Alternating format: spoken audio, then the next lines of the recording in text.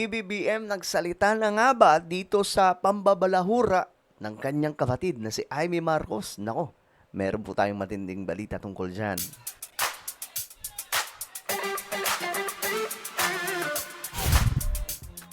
Alright guys, so magandang oras po sa inyong lahat. This is me, we are back dito sa ating YouTube channel.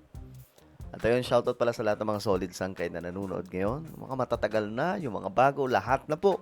Pero may marami po talaga dito, no? Mga matatagal na, mga since 2019 nandito na. Maraming salamat po. Kasi nag-start tayo mag-vlog.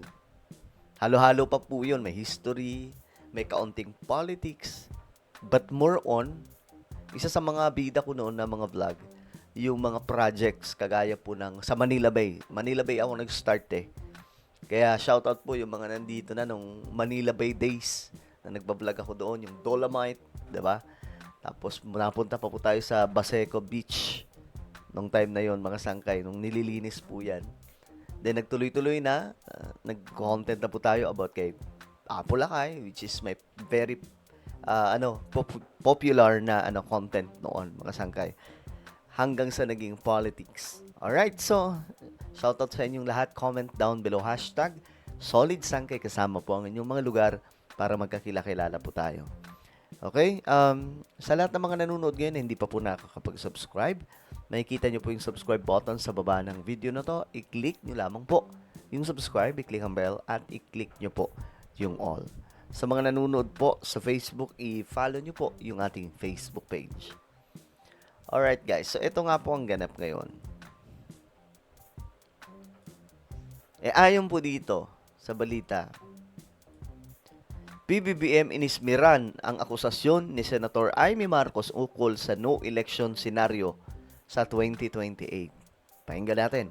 Tila umiinit ang sibling rivalry, inismiran lang ni PBBM ang paratang na tsa-tsa at no elections ng kapatid niyang si Senador Amy Marcos.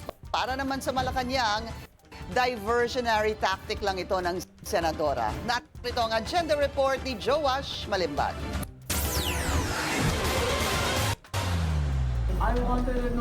Allegedly, sir.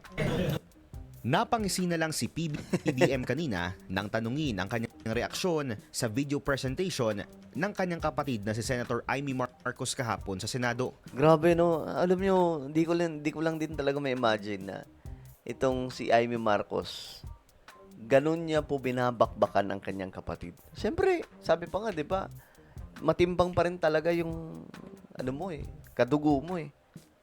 Kahit anong mangyari, mas matimbang pa rin yan. Pambihira. Pero, wala eh. Si Amy Marcos talagang bakbakan kung bakbakan eh. Mas mahal niya pa yung mga Duterte, no? Kaysa kay, sa kanya kapatid, mga sangkay. Kaya nga po, marami lang po ang nagtataka bakit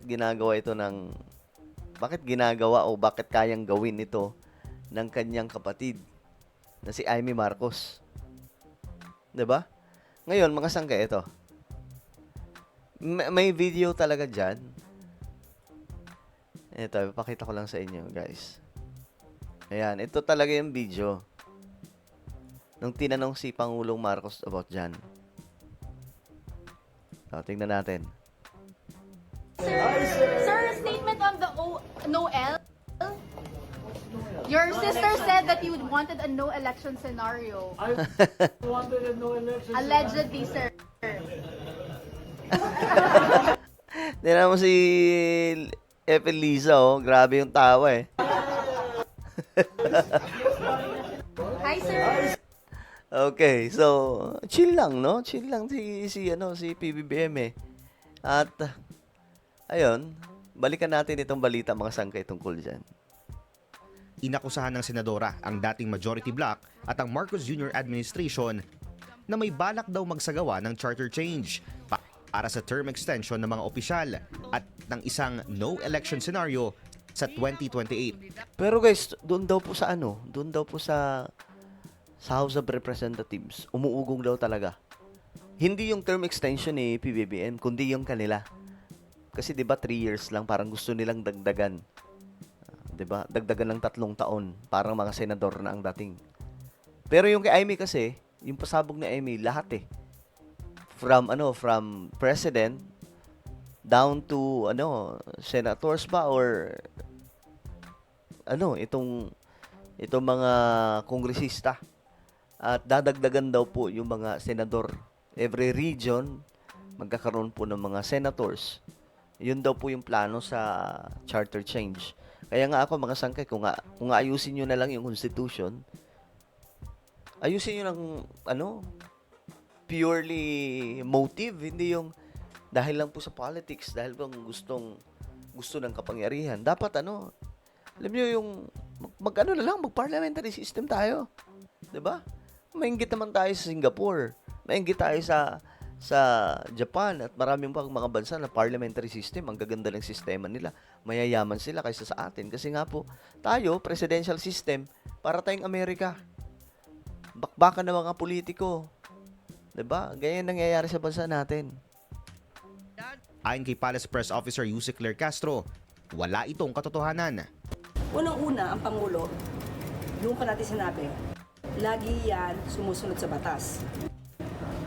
Due process, kung ano man ang tungkol sa batas, hindi yan lumalabag sa batas. Meron tayong batas patungkol sa susunod na eleksyon, 2028. So, nakakasiguro tayo na ang Pangulo ay susunod sa batas.